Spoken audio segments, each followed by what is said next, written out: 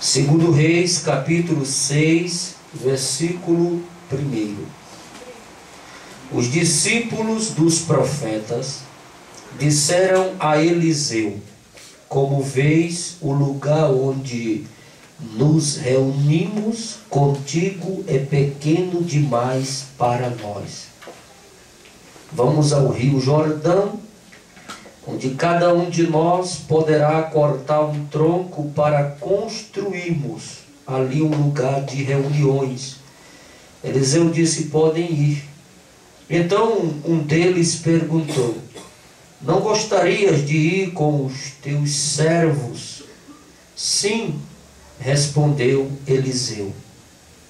E foi com eles. Foram ao Jordão e começaram a derrubar árvores. Quando um deles estava cortando um tronco, o ferro do machado caiu na água e ele gritou: ah, meu Senhor!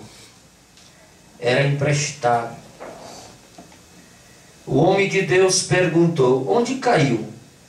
Quando o homem lhe mostrou o lugar, Eliseu cortou um galho e o jogou ali, fazendo o ferro flutuar. Versículo de número 7, último, e disse: pegue-o. O homem esticou o braço e o pegou. E ontem eu fiquei pela madrugada querendo descobrir o que é que esse galho tinha que fez o machado flutuar. Tem coisa que me dá um nó no cérebro. Que planta era essa? Por que esse galho fez o ferro flutuar? O machado caiu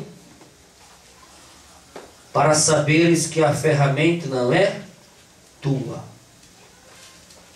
Já que ela não é tua, ela é emprestada. Se a ferramenta é emprestada, nós devemos ter cuidado.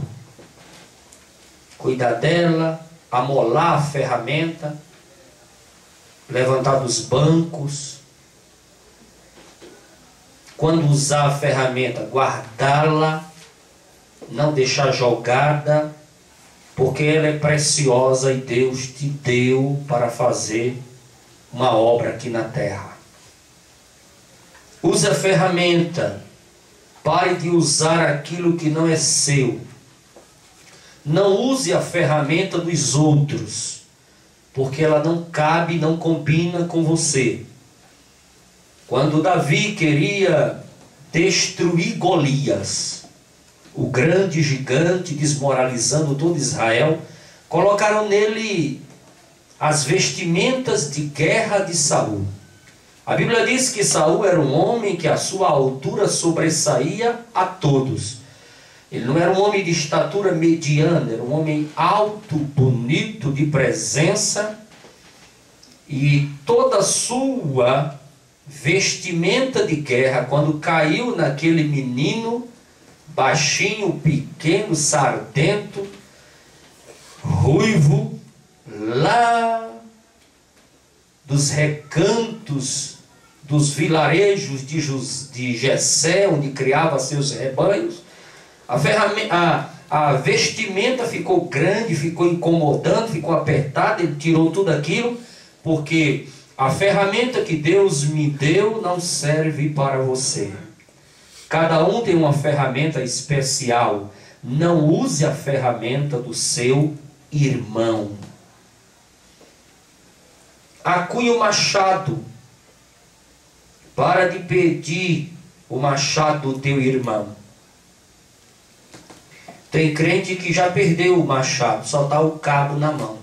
E você com o cabo na mão para cortar madeira, madeira não corta madeira. Perdeu o machado. Deve ter caído em alguma água barrenta por aí, igual às águas do Jordão. Perdeu. Como vai madeira cortar madeira? E para você encontrar o machado, você tem que ter humildade para chamar o homem de Deus, para pegar o machado para você novamente. Aquele filho do profeta, aquele estudante daquela faculdade teológica, Alguns dizem que estavam construindo a faculdade teológica, ou seja, acrescentando alguns cômodos da faculdade teológica de Jericó. Outros dizem que eram a faculdade teológica de Gilgal. Não importa. Era uma dessas escolas de profeta que eles estavam acrescentando cômodos, porque os alunos e as matrículas estavam crescendo cada dia mais. E por que estavam crescendo? Porque tantos alunos estavam se matriculando nos dias de Elias, nos dias de Eliseu. Por que nos dias de Elias não houve tanta matrícula? E por que nos dias de Elias não houve construções a ser feitas, reformas? Por que isso surgiu nos dias de Eliseu? Nós vamos aprender isso daí. Existem muitos mistérios nesse texto. Dá para chegar ao final do ano, bebendo água do capítulo 6 de 2 Reis. Tem muita água boa aqui, nessa história do machado. O poço é fundo, a água é doce, igual água de cacimba. O fracasso do teu ministério é porque o machado já se perdeu e faz anos. Não fala mais língua dos anjos, não dizima, não oferta, não trabalha, é só reclamando e murmurando. Perdeu o machado, ele está no fundo das águas barrentas do Jordão desta vida. O dono vai pedir a ferramenta de volta, ela é emprestada. Não use a ferramenta de maneira errada. Se Jesus te deu uma ferramenta, o Espírito Santo te colocou nas tuas mãos uma ferramenta para louvar, por que você vai pregar? Se o Espírito Santo de Deus colocou uma ferramenta na sua mão para você pregar, não adianta você querer louvar. Se o Espírito Santo de Deus colocou uma ferramenta para você tocar, não adianta você querer fazer outra coisa. Cada um tem uma ferramenta. A igreja não é um corpo, cabeça é Cristo. Alguns fazem o papel de nariz, outros fazem o papel de mãos, outro de pés, outro de pernas, outro de nariz, outro de ouvido. Cada crente, como o corpo de Cristo, faz uma função na igreja para que ela venha se desenvolver, crescer, prosperar. Cada pessoa tem uma chamada, cada pessoa tem um trabalhar especial de Deus na obra. Faça aquilo que Deus designou para você. Não tente fazer o trabalho do seu irmão, porque você vai atrapalhar. Faça o seu. Você tem uma chamada, você tem um ministério. Exerça o seu ministério. Fique na vocação que você foi chamado ou chamada. Se você perdeu o seu machado, vai ao homem de Deus. Vai buscar, desce ao Jordão. Desce ao Jordão. Lá nas margens do Jordão você vai encontrar lama, você vai encontrar mosquito, você vai encontrar animais peçonhentos, você vai encontrar mau cheiro, vermes, insetos. Mas o Evangelho é isso mesmo. O Evangelho tem cruz. O discípulo que não tem cruz não é discípulo de Jesus. O Evangelho tem sofrimento. O Evangelho tem seus sabores de mel. Sim, mas existem muitas coisas amargas na nossa vida para aprendermos a trabalhar na obra de Deus. Quando Deus está lapidando o crente, moldando o crente, Deus precisa retirar de você tudo aquilo que você trouxe do mundão. Quando Deus ficou rodeando o povo de Israel 40 anos no deserto, um dia desse eu estava lendo sobre isso e pensando, mas por que Deus fez o povo girar em volta 40 anos, andando, dando voltas? Você já leu Ezequiel, vale de ossos secos? Quando o profeta chegou no vale, ele viu o vale coberto de ossos. coberto de ossos. Um vale coberto de ossos, cheio, ossos sequíssimos. A poeira estava levantando. Antes que o profeta profetizasse sobre aquele vale de ossos secos, Deus falou para ele: Ezequiel, caminhe rodeando, vá dando voltas, vá dando volta. Quando Deus está mandando você dar volta, quando Deus está mandando você rodear, Deus está mandando você refletir, Deus está mandando você pensar, Deus está mandando você remoer, Deus está mandando você examinar, Deus está mandando você fazer um exame de consciência, um autoexame. Deus estava dizendo ao povo de Israel: olha, eu vou retirar da vida de vocês toda a idolatria, tudo aquilo que vocês aprenderam no Egito, vocês vão enterrar no deserto e vão sair daqui transformado em tudo e em todos, para entrar na terra que eu prometi, que mana leite e mel. Porque o teu machado até hoje não deu um corte? Porque o teu machado está todo enferrujado? Porque o teu machado está fora do cabo? Porque o teu machado se perdeu e você não está nem aí? Porque o teu machado está desacunhado? Porque o teu machado está seco, não está amolado? Deixa de ser um crente preguiçoso, relaxado. Usa essa ferramenta. Usa o que Deus te confiou. Ah, pastor, eu gosto de banco. Eu quero ficar no banco. Banco é lugar de verniz, prego e parafuso. Você tem que fazer alguma coisa na obra de Deus. Você tem que levantar e dizer: eis-me aqui, Senhor. Eu quero trabalhar na tua obra. Eu não quero ser um crente ocioso. Eu não quero ser um crente parado. Eu não quero ser um crente enferrujado. Eu quero fazer a tua obra. Seja o que for, Senhor. Eu quero fazer a tua obra. Eu quero chegar lá em cima e com a consciência limpa, saber que eu fiz alguma coisa para ti aqui na terra. Quem quer faz, quem não quer dá desculpas. Quando o dono da ferramenta chegar, ele vai querer ela molada, com corte, não enferrujada, acunhada no cabo. Ele vai pedir de volta, ela não é tua, porque a ferramenta é emprestada. E para encontrar as ferramentas especiais, aprendemos aqui que devemos mergulhar nas profundezas do mar do Espírito. Agora vamos para o texto. 2 Reis, capítulo 6, versículo 1.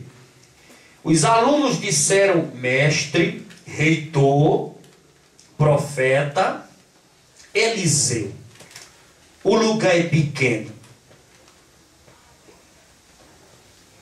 Os irmãos sabem que Eliseu foi o sucessor de Elias. E ele não caiu de paraquedas no ministério. Ele era um homem que acompanhava o profeta Elias. Ele levava a bacia de água para Elias lavar as mãos e os pés.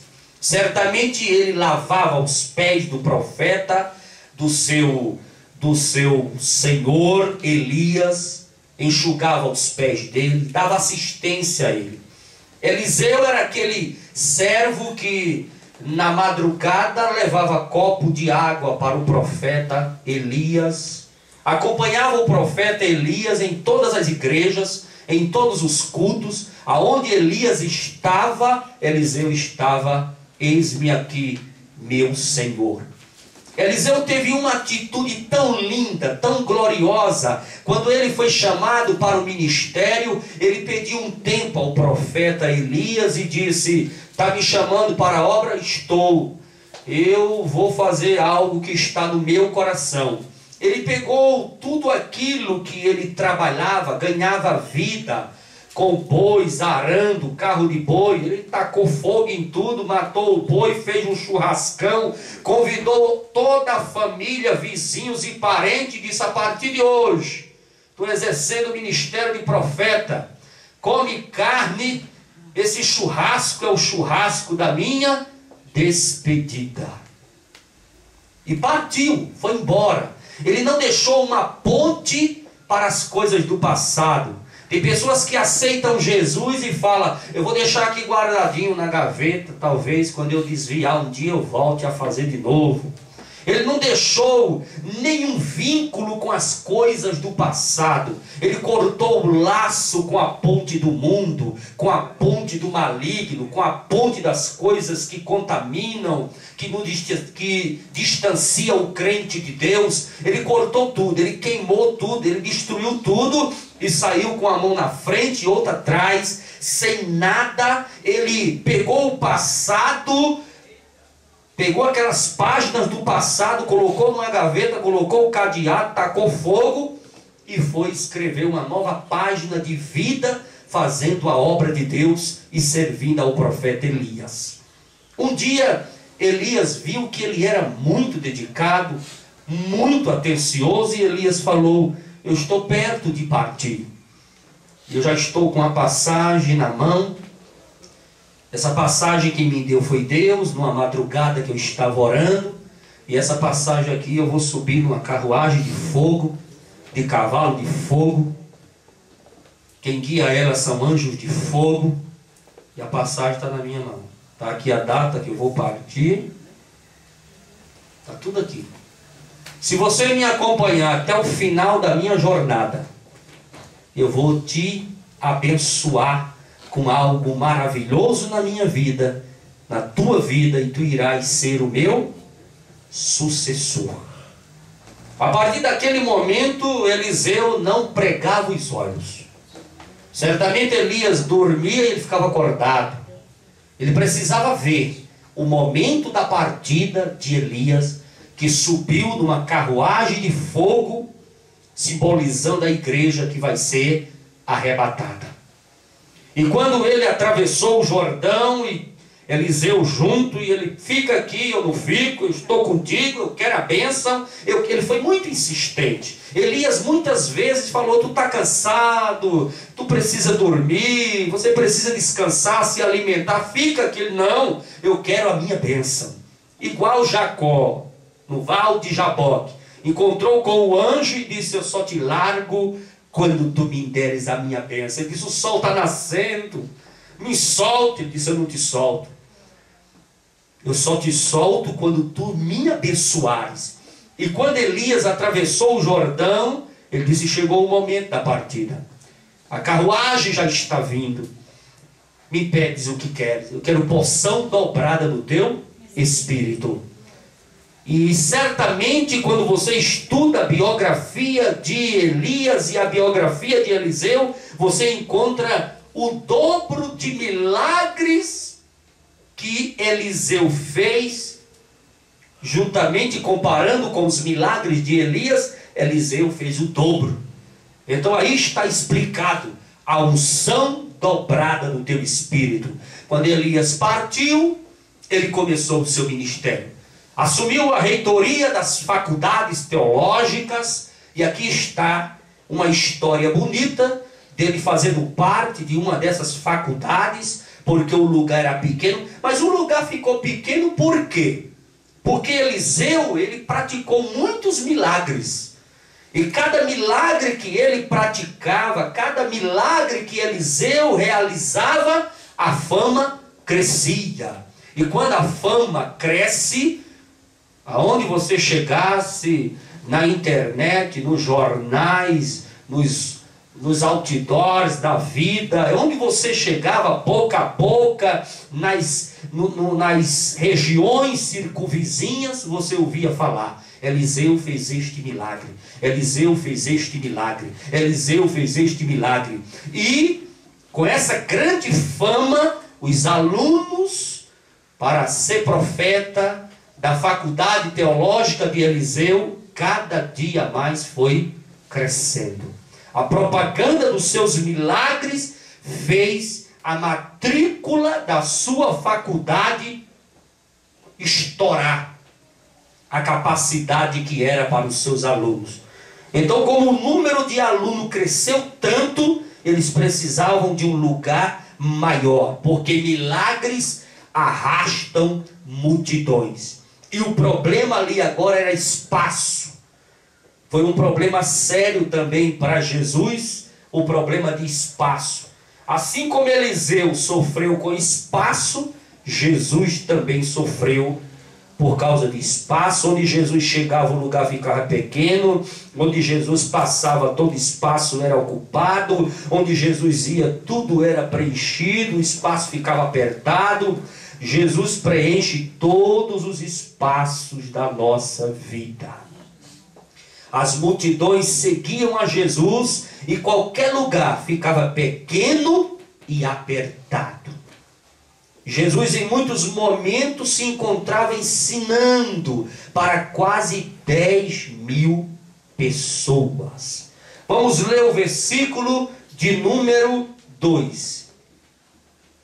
Vamos ao Rio Jordão, onde cada um de nós poderá cortar um tronco para construirmos ali um lugar de reuniões. Os alunos de Eliseu eram trabalhadores. Os alunos de Eliseu eram trabalhadores. O importante do crente é ele ser trabalhador. Muito trabalhador. Ele precisa ser trabalhador.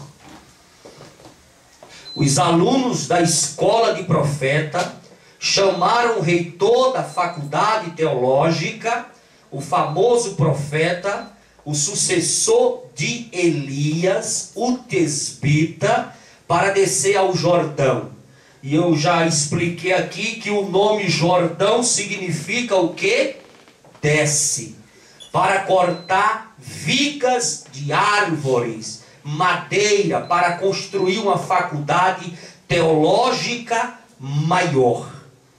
Vamos ao Rio Jordão. Cada um de nós poderá cortar. Eles não tinham dinheiro para contratar trabalhadores. Igreja não é assim? Igreja, irmão, o trabalho na obra de Deus é assim. Quando nós vamos fazer um trabalho na igreja do Senhor, nós, a maioria das vezes, não temos condições financeiras de contratar trabalhadores. Quem faz é os irmãos. Os irmãos, um dirige, um carrega, um troca uma lâmpada, um arruma uma coisa, um arruma outra, porque a obra de Deus sempre teve dificuldade financeiramente. A obra de Deus sempre sofreu financeiramente. E você não tem na igreja, pode ser a igreja grande que for, rica que for, a maioria das coisas que se realizam nela, quem trabalha são os crentes, quem faz são os crentes, quem coloca a mão na massa, os crentes. Por isso que nós precisamos de crentes trabalhadores. Crente que coloca a mão na massa, que arregaça as mangas e que diz, pode ficar despreocupado, pastor, nós vamos fazer, vai dar tudo certo. E pega o arado e não olha para trás. Os alunos de Eliseu eram trabalhadores, homens dispostos. O pastor havia mudado, porque não era mais Elias que estava cuidando das escolas de profeta. Agora quem estava cuidando da escola de profeta era Eliseu, o seu sucessor. E interessante que você, observando o texto, você não vê Elias construindo, mas Eliseu já estava reformando a faculdade. Tem pastor que passa 50 anos numa igreja, não constrói um banheiro. Já tem outros que passam 2 anos, levantam uma catedral. Tem pastor que tem o ministério de João de Barro. Ele gosta de construir, ele gosta de alargar as tendas, Ele gosta de colocar a mão na massa. Elias não construiu, Elias não reformou, mas Eliseu já começou o ministério reformando, construindo e colocando a mão na massa para a obra crescer. E observe também que o ministério de Elias era um ministério muito sozinho. Elias foi um homem que ele não tinha muito contato com o povão. Ele não se aproximava muito dos crentes. Elias era mais recuado. Eliseu não. Eliseu era aquele pastor do meio do povão. Aquele pastor que vai junto. Aquele pastor que está no meio da multidão, que está junto da obra, fazendo, pegando na massa, auxiliando, ali ajudando. Eliseu é esse tipo de pastor. O pastor havia mudado, era hora de mudanças, reforma, novos espaços para crescimento do reino. Para trabalhar na obra de Deus, o primeiro passo é descer ao Jordão. Você deseja ser obreiro? Desce ao Jordão. Você deseja fazer a obra? Desce. Fique vazio do seu eu, do seu acho, do seu posso e desce.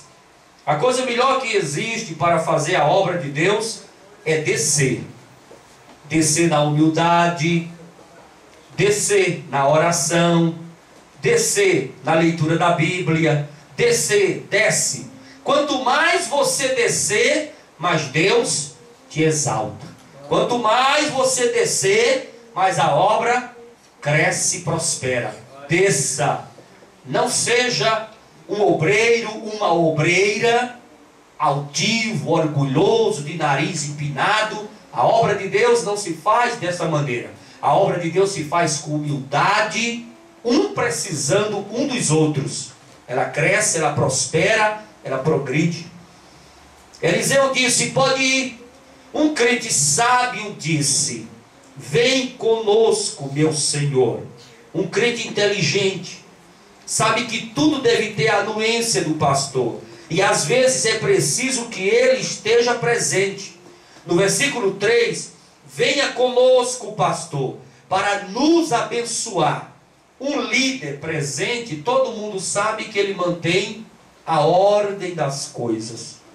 E a coisa melhor do mundo é você fazer as coisas com sua liderança presente.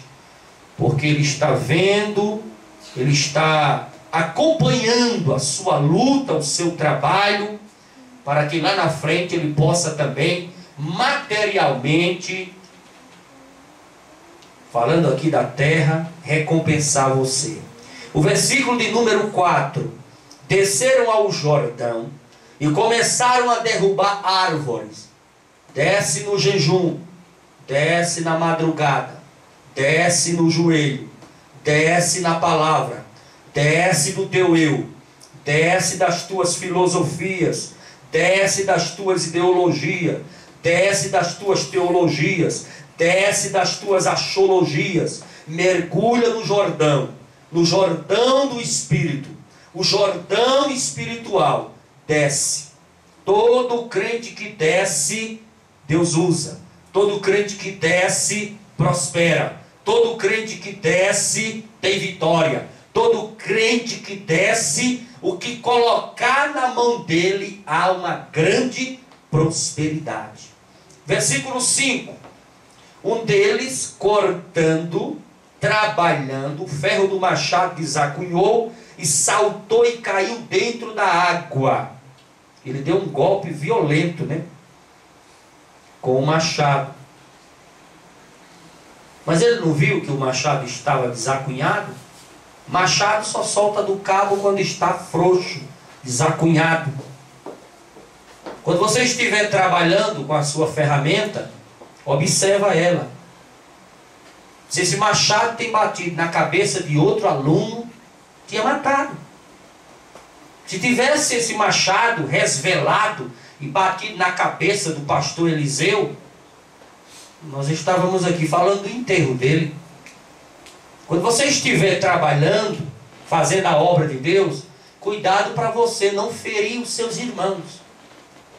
Às vezes nós estamos fazendo a obra de Deus, mas está machucando alguém do teu lado, está pisando em alguém, está oprimindo alguém. E a obra de Deus não se faz assim.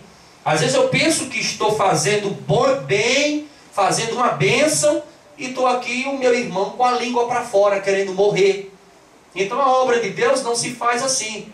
A obra de Deus não se faz pisando na cabeça de ninguém, dando cotoveladas em alguém, pisando no pé do irmão, empurrando o outro para o canto da parede. A obra de Deus não se faz machucando o irmão que está do nosso lado. A obra de Deus se faz juntamente para a honra e a glória do dono da igreja, que é Jesus, e também para a felicidade dos nossos irmãos que estão do nosso lado. Não se faz a obra de Deus machucando a vida de quem está do lado de você.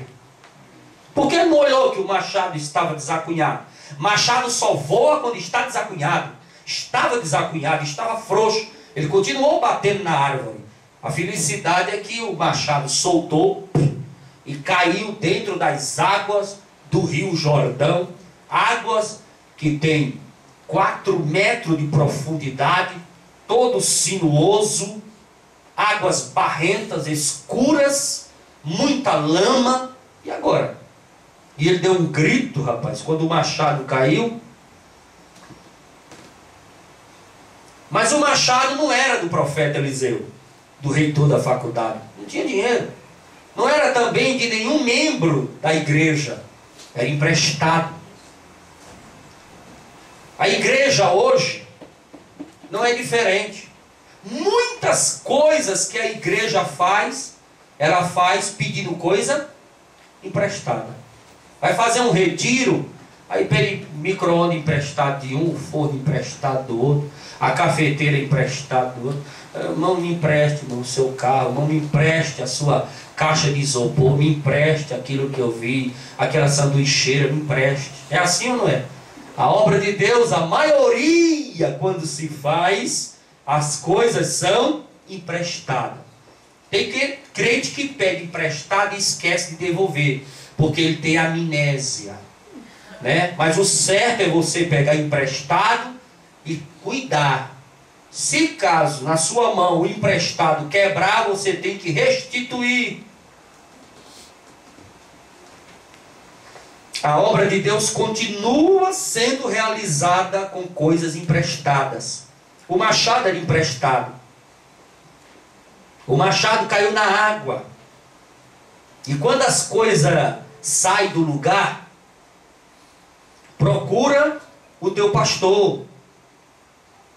Quando o machado caiu na água, ele gritou: "Ah, meu pai!" E Eliseu correu. O que é que está vendo? O machado caiu na água. Quando a tua ferramenta cair na água barrenta, procura o teu pastor.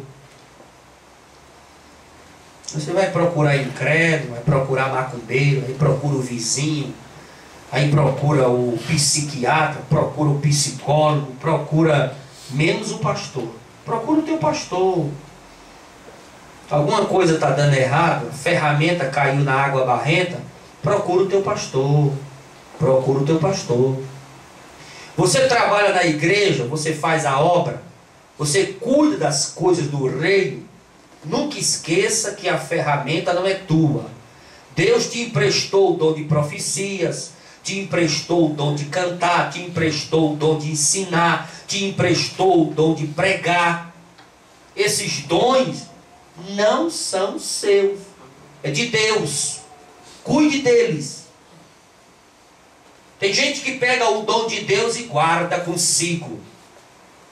Ah, o que é isso? Deixa de ser infantil. Ah, por causa de uma palavra, por causa de uma cara feia, por causa de fulano, por causa de Beltrano, por causa disso, eu não falo mais. Cristal não sobe para o céu. Louça também não. Quem sobe para o céu é vaso de pau. E bem cozido no fogo. Quanto mais fogo, mais o barro fica duro. Cai no chão e nem trincar, trinca. louça dentro da igreja, que qualquer gritinho ela trinca, não vai para o céu. Cristal também não. Só basta um olhar para o cristal trincar. Não vai para o céu. É vaso de barro.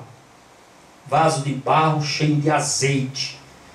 Se alguém olhou para você, ou fez uma cara feia, ou resmungou, soltou uma piada, problema daquela pessoa, que ela precisa se converter. Continua fazendo a obra, continua cantando, continua profetizando, continua pregando, continua ensinando, continua trabalhando. A obra de Deus precisa de você. Você é muito, muito, muito especial para a obra de Deus. A obra de Deus precisa de você. Não pare. Quando a coisa sai do lugar que o homem de Deus chega, tudo fica resolvido. Versículo 6. Eliseu perguntou: onde caiu o machado? Onde caiu a ferramenta? Você perdeu a ferramenta que Deus te deu? Se você perdeu, procura o homem de Deus. E ele cortou um galho.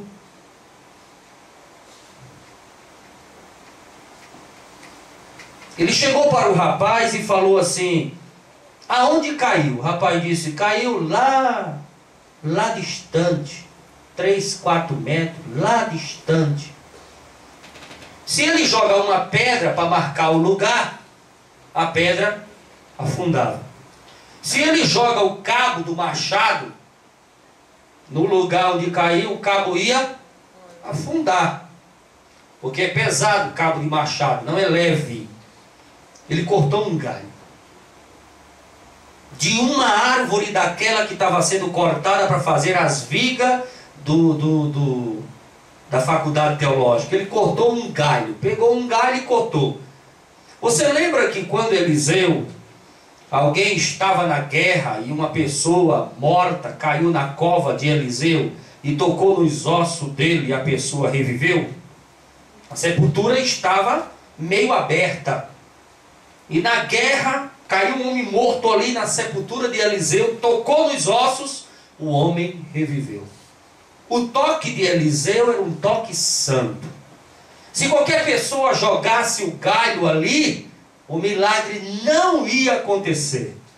Não foi o galho que fez o milagre. Não foi o tipo de árvore que fez o milagre. Foi as mãos de Eliseu tocando naquele galho. Ele tocou naquele galho. Ele sabe que galho é leve, não afunda, flutua. Ele tocou as mãos naquele galho e ele deve ter feito uma oração. Jamais um homem de Deus vai realizar um milagre que uma oração não venha juntamente com esse milagre. A Bíblia não diz o detalhe, a Bíblia não explica, mas Bíblia a gente examina, a gente pensa. Ele deve ter pego o galho daquela árvore, deve ter feito uma oração. Ele estava no meio de crentes, de profetas, de alunos de profeta. Ele fez uma oração e jogou o galho naquele lugar onde o machado caiu. Aonde o rapaz viu mais ou menos, ele dentro da água. Como a água era barrenta, escura, não dava para ver. Estava lá no fundo, mais ou menos ali, naquele lugar, naquele cantinho, perto daquela árvore, caiu o machado. Ele pegou o galho, fez uma oração e jogou. Aquele galho estava ungido. Ele estava... Foi feita uma oração sobre ele. Foi tocado nele pelas mãos de um santo homem chamado Eliseu, que estava com a unção dobrada do profeta Elias. Quando ele joga lá, o machado flutua como se fosse isopor. A ferramenta era caríssima. Estamos falando da era de bronze. A lâmina era de ferro, só a lâmina. Não existia ferro naquela época. Precisava levar aquela ferramenta, pagar não tinha dinheiro. Precisava restituir ela para o dono. Ele jogou o galho e o machado flutuou como isopor. Um grande milagre aconteceu ali. E o que possamos aprender com isso? As coisas velhas, elas não fazem milagres. As coisas velhas, elas só atrapalham e causam tristeza. Para se fazer um milagre, você tem que se apoderar de coisas novas. Um novo galho. Para brotar um milagre, você precisa de um galho novo. Você precisa de algo novo na sua vida. Você precisa de algo novo. Ele cortou um galho novo, não foi um galho seco, foi um galho novo. E aquele galho novo brotou um milagre. Para acontecer um milagre na sua vida, você precisa de uma coisa nova. Você precisa de tomar uma posição diante da casa de Deus, da obra de Deus, de algo novo. Tomar uma decisão nova. Tomar uma posição nova. Você precisa tomar uma atitude nova. Você precisa fazer um novo pacto. Você precisa tomar uma nova decisão para que um milagre venha acontecer na sua vida. O ferro flutuou. O ferro vira isopor. O ferro boia. Só na Bíblia. O peso da cabeça de um machado não é maneiro. É muito pesado. Todavia, milagres acontecem. O machado flutuou. Procure a sua ferramenta. Se ela estiver perdida, vá ao homem de Deus. A ferramenta não é tua, ela é de Deus, ela é emprestada. E ferramenta emprestada, a gente cuida mais do que a nossa ferramenta. Deus te deu uma ferramenta. Deus te concedeu uma ferramenta para fazer a obra. E eu acredito assim. As ferramentas não são iguais. A este Deus deu um serrote, a esse um martelo, a esse um machado, e vai. A cada um ele deu uma ferramenta diferente. E você vai usar essa ferramenta diferente para fazer a obra. Se qualquer um de vocês esconder a ferramenta, perder a ferramenta, e não trabalhar com aquela ferramenta, a obra vai sofrer.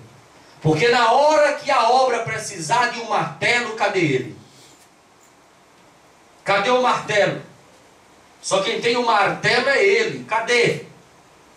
Os outros têm outro tipo de ferramentas. A chave de fenda está ali. A chave grife está ali. Cadê o martelo? Não, ali é a chave de boca. Eu quero saber cadê o martelo. O martelo está onde? Ali é a lima. Eu quero saber o martelo.